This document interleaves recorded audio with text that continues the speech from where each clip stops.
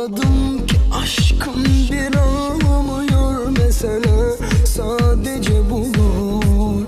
Ayrılık bizi vursa da tek çıkarmıyorum. Bu nasıl bir savaş anlayamadım, konuşur bizdeki hasar.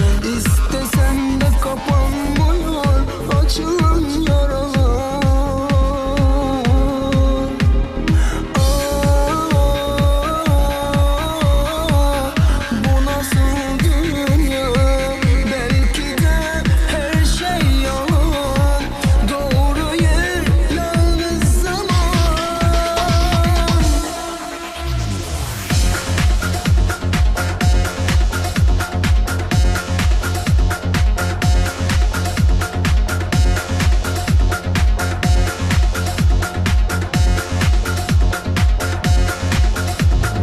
İkimize birden yükleniyorlar ama sen ağlama.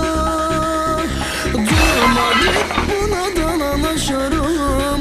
Olmasın da seni yaşatırım. İkimize birden yükleniyorlar ama sen ağlama.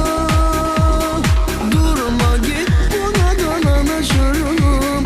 Olmasın da seni yaşatırım.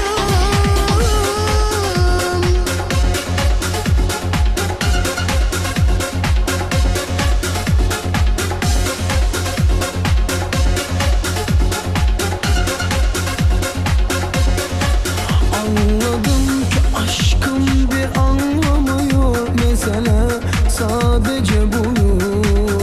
Ayrılık bizi vursa da tek çıkamıyorum.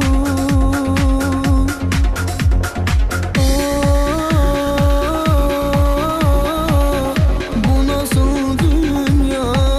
Belki de her şey yalan. Doğru yer yalnız zaman. İkimize birden yükleniyorlar ama sen ağlama.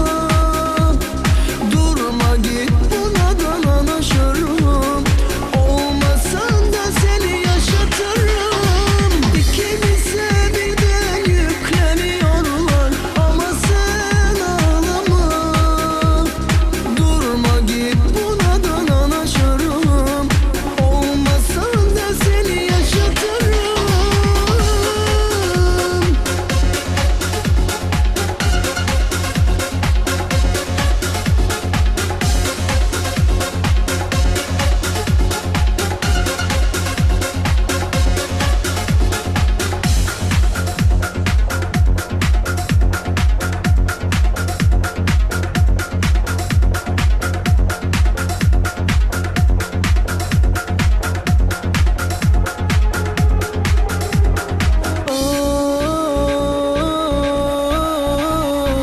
Bu nasıl dünya?